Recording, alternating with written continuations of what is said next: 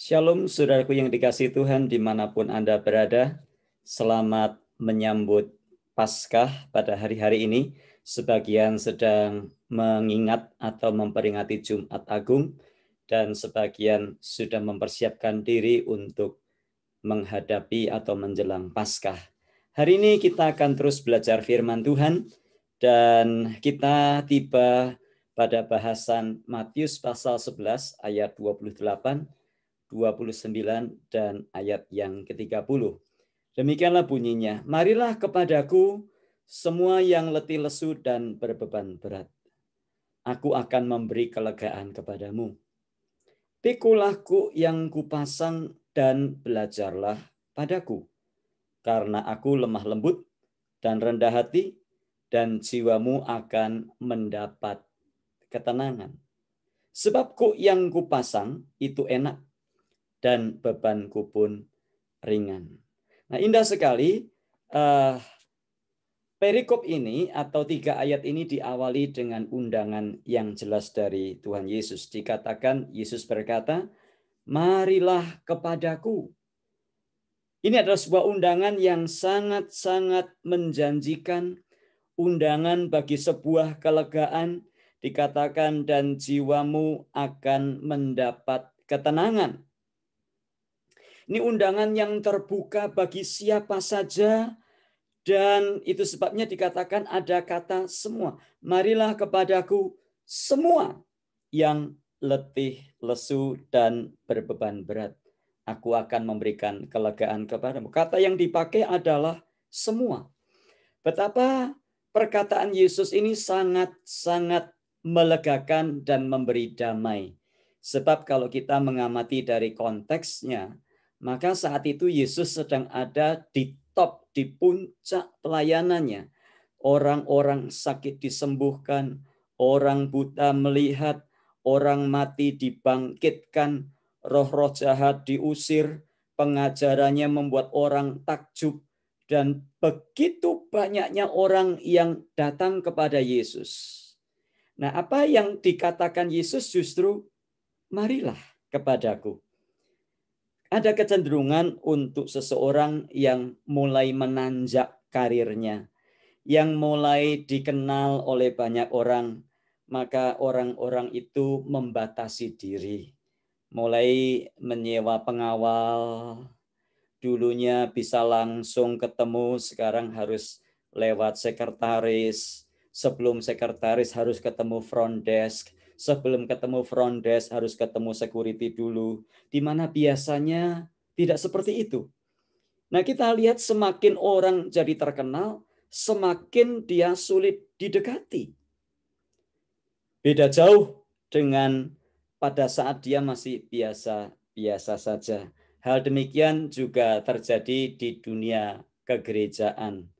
Ada pendeta-pendeta yang dulunya mudah ditemui, tetapi setelah ratingnya mulai naik, setelah subscribernya mulai naik, setelah followernya mulai banyak sekali, mulai dia membatasi dan menjauhkan diri dari jemaat atau orang-orang lain. Tetapi Yesus justru bertolak belakang. Dia menyediakan dirinya untuk didekati oleh siapa saja, kaya, miskin, tua, muda, dan dari latar belakang yang mana saja. Nah, siapa yang dimaksud semua di sini? Dikatakan, marilah kepadaku semua yang letih, lesu, dan berbeban berat. Kalau semua yang lagi naik daun ya gampang, semua juga mau, saya juga mau. Marilah kepadaku semua yang sedang diberkati. Marilah kepadaku semua yang sedang menanjak karirnya. Tetapi Yesus berkata, marilah kepadaku semua yang letih, lesu, dan berbeban berat. Nah, letih, lesu, dan berbeban berat ini bisa terjadi dengan siapa saja tanpa pandang bulu. Orang kaya bisa letih lesu, orang miskin bisa letih lesu, anak muda bisa berbeban berat, orang tua bisa berbeban berat, dan Yesus tidak membatasi diri. Yesus tidak melakukan diskriminasi. Nah, kemarin di koran saya baca ada vaksinasi untuk lansia. Ternyata setelah para lansia berkumpul diumumkan, perhatian, vaksinasi ini adalah untuk lansia ber-KTP agama tertentu. Yang KTP-nya bukan agama itu, silakan pulang. Ya, padahal vaksinnya juga dapat dari pemerintah. Nah, inilah yang terjadi, diskriminasi itu ada di sekitar kita. Tetapi Yesus tidak berkata, marilah kepadaku yang ber-KTP anu. Yesus berkata, marilah kepadaku yang lagi sukses, yang lagi naik Toyota Alphard. Enggak, Yesus berkata, marilah kepadaku semua yang letih lesu dan berbeban berat. Kenapa kok bisa letih lesu dan berbeban berat? Bisa terjadi karena banyak alasan. Orang bisa letih lesu kalau kita perhatikan konteksnya, Matius pasal yang ke-5 sampai pasal yang ke-10. Orang bisa letih lesu karena tekanan dari ahli Taurat dan orang-orang Farisi pada waktu itu. Kita tahu latar belakangnya, orang-orang Farisi mengamati dan mengawasi begitu ketat bagaimana Taurat itu dilaksanakan oleh orang-orang Israel. Nah, itu bisa membuat manusia jadi letih, lesu, dan berbeban berat. Bisa jadi karena juga memperoleh status, manusia ingin memperoleh status dibenarkan. Karena usaha sendiri, ingin masuk surga pakai usaha sendiri. Tetapi kita menjumpai bahwa usaha kita sia-sia karena kita selalu jatuh dalam dosa. Atau bisa jadi letih lesu, berbeban berat. Sepertinya kadang-kadang konotasinya duniawi, padahal kadang-kadang hal ini terjadi dalam hal-hal rohani. Karena kita berusaha mengikuti syariat agama, peraturan agama dengan begitu ketat. Sebab kalau kita salah sedikit, maka kita tidak masuk surga. Itu bisa jadi menjadi beban yang berat dan membuat kita letih lesu. Tapi juga bisa letih lesu, berbeban berat karena masalah dan pergumulan hidup yang bertubi-tubi. Ada beberapa orang minta pendapat saya konsultasi karena suaminya tidak peduli. Ada lagi yang minta konsultasi karena istrinya tidak peduli dan itu bertahun-tahun. Ada lagi yang bermasalah dengan menantunya, ada yang bermasalah dengan anaknya, ada yang bermasalah di tempat kerja, ada yang sedang menghadapi masalah keuangan, ada yang sedang menghadapi kesehatan, ada yang sudah divonis oleh dokter bahwa hidupnya hanya beberapa bulan saja. Terlalu banyak hal yang menjadikan kita itu letih, lesu, dan berbeban berat. Nah, Yesus berkata, Yesus membuka diri, marilah kepadaku. Semua tanpa terkecuali yang letih, lesu, dan berbeban berat, aku akan memberi kelegaan. Kok bisa Yesus memberi kelegaan? Nah, hari ini beberapa di antara kita yang ada di Amerika dan belahan bumi yang lain masih memperingati hari Jumat Agung, di mana hari itu Yesus disalibkan. Dan di hari ini kita diingatkan bahwa Yesus sanggup memberi kelegaan dengan cara dia memikul semua dosa yang seharusnya kita pikul. Dia menanggung semua kutuk pemberontakan yang harusnya kita pikul. Dia menanggung semua beban berat yang harusnya kita pikul. Yesus berkata, marilah kepadaku. Semua yang letih, lesu, dan berbeban berat, aku akan memberikan kelegaan kepadamu. Itu sebabnya ayat 29 dan 30 berkata, pikulah kuk yang kupasang. Lupakan semua kuk di sekitarmu. Kuk itu beban yang ditaruh di leher 2 ekor lembu yang dipakai untuk membajak sawah oleh para petani. Biasanya untuk menggemburkan tanah, mempersiapkan supaya benih-benih padi bisa ditanam lagi, maka tanah itu harus dibajak. Dan olehnya para petani di masa lalu, sekarang sudah pakai traktor, masa lalu pakai 2 ekor lembu. Dan untuk membawa supaya 2 lembunya ini tidak lari kemana-mana, maka di lehernya, di punggung lehernya, ditaruhlah satu benda pengikat yang namanya kuk, yang mengikat lembu yang satu dan lembu yang lainnya. Nah, Yesus berkata, pikulah kuk yang kupasang dan belajarlah padaku. Lupakan kuk yang menghimpit. Lupakan kuk yang selama ini membuat kita merasa berat. Kuk dari dunia, kuk dari agama, kuk dari perbudakan apapun juga. Mungkin kita sekian lamanya terikat dan kita tidak lepas dari cara hidup yang lama. Cara hidup yang sia-sia kita ingin lepas tapi kok tidak bisa. Pikulah kuk yang kupasang, kata Yesus, dan belajarlah kepadaku karena aku lemah lembut dan rendah hati, dan jiwamu akan mendapat ketenangan. Sebab kuk yang kupasang itu enak dan bebanku pun ringan. Nah, izinkan saya menjelaskan bagian ini supaya kita memahami. Nah, Yesus merangkum panggilan indah ini dengan jaminan yang istimewa. Kuknya mudah dan bebannya ringan. Karena apa? Karena dia menanggungnya bersama kita. Itu sebabnya dikatakan, aku akan memberi kelegaan kepadamu. Sebab kita pada waktu kita memberikan diri kita kepada Yesus, maka kita tidak lagi menanggung menanggung beban itu sendirian, tetapi kita menanggungnya bersama dengan Yesus. Mana ada pemimpin agama yang menjanjikan seperti ini? Marilah kepadaku semua yang letih lesu dan beban berat, aku akan memberikan kelegaan kepadamu. Tidak ada. Hanya Yesus. Dan kita melihat di sini, Yesus menanggung segala beban yang harus kita tanggung itu. Yesus ikut menanggungnya. Ditanggung, kalau ditanggung sendirian mungkin kita tidak tahan. Tetapi bersama dengan Yesus, maka beban itu jadi mudah dan ringan. Nah, saya izinkan, saya menjelaskan sedikit dari bagian ini.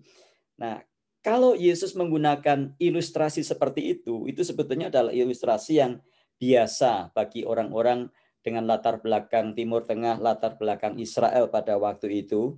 Nah, ketika seorang petani melatih hewan baru atau melatih lembu baru untuk membajak sawah, biasanya lembunya masih muda, maka para petani biasanya memasangkan lembu yang muda itu dengan lembu yang sudah lebih berpengalaman, lebih kuat, lebih senior. Sehingga lembu yang lebih senior inilah yang sebetulnya menanggung beban yang ada di pundaknya lembu yang masih muda. Lembu yang masih muda ikut menanggung, tetapi sebagian besar beban itu ditanggung oleh lembu yang senior tadi. Nah, bagaimana caranya? Caranya adalah biasanya, nah kalau kita membaca di sini dipakai kata bebanku, kuk yang kupasang itu enak dan bebanku pun ringan. Ya, kata ringan di sini diterjemahkan dari kata krestos yang berarti cocok. Artinya adalah begini, Bapak Ibu. Di Palestina dulu, kuk itu biasa terbuat dari kayu. Dan bukan asal dipasangkan begitu saja, ya suka-suka kamu, begitulah sakit atau enggak sakit terserah, bukan. Saya sudah jelaskan tadi, jadi untuk bagian yang senior, maka kayunya dipahat sebegitu rupa sehingga pas dengan leher, punggung leher si lembu senior. Sedangkan untuk lembu yang junior, yang masih muda tadi, dibuat begitu rupa sehingga pas dengan leher lembu yang junior, dan sehingga kuk tadi tidak menggores atau melukai leher binatang atau lembu yang menanggung kuk tersebut. Jadi kalau istilahnya dalam bahasa Inggris disebut kuknya adalah untuk bagian yang lembu muda atau junior ini adalah kuk yang customized. Ya. Nah, sering kita berpikir bahwa beban kita itu terlalu berat. Aduh, beban saya kok enggak seperti dia ya. Bebannya dia kok enteng sekali, beban saya berat sekali. Namun ayat ini mengingatkan Anda dan saya bahwa segala yang harus kita tanggung masing-masing itu customized. Tuhan sedang melatih kita dengan cara yang unik, masing-masing kita dengan cara yang unik, cara yang berbeda dengan orang lain. Tidak usah iri dengan beban orang lain, tidak perlu sombong dengan beban yang harus kita pikul. Masing-masing kita adalah customized. Nah, adakah hari ini bebanmu terasa berat dan kita ingin menyerah saja? Dengar panggilan Yesus. Marilah kepadaku semua yang letih lesu dan berbeban berat. Aku akan memberikan kelegaan kepadamu. Dalam bahasa Inggris, sebagian berkata, I will give you peace. Sebagian berkata, I will give you rest. Wow, kata rest ini luar biasa ya. Orang bepergian biasanya menggunakan rest area untuk buang air, untuk istirahat karena penat, ngantuk, capek, makan, minum, dan sebagainya. Rest area. Nah, konon kabarnya rest area yang paling indah di Indonesia itu ada di Tol Trans Jawa dekat kota Salatiga, tempat kelahiran saya. Katanya seperti itu, saya sendiri belum lihat. Sudah lama tidak pulang ke Indonesia. I will give you rest. Nah, konon kabarnya hotel yang termahal di mana sering dipakai orang untuk rest, istirahat adalah Presidential Suite di The Ritz-Carlton Jakarta, Pacific Place. Harga semalamnya lebih dari 50 juta. Tetapi saya mau beritahu, rest area yang terindah sebetulnya bukan yang ada di dekat kota Salatiga. Rest yang sejati, istirahat yang sejati bukanlah tidur di kasur busa yang mereknya King Coil. Rest yang sejati bukan tidur di Presidential Suite yang harganya lebih dari 50 juta semalam. Rest yang terindah bukanlah berada di rumah mewah berlapis emas. Rest area yang ternyaman, rest area yang sejati, rest area yang paling indah hanya terdapat di dalam Yesus Kristus. Kalau selama ini kita sudah mengunjungi banyak rest area, selama hidup kita dan kita tidak kunjung mendapatkan kelegaan, kenapa kita tidak memberikan diri kita untuk rest area yang ditawarkan oleh Tuhan Yesus Kristus ini? Marilah kepadaku semua yang letih, lesu, dan berbeban berat.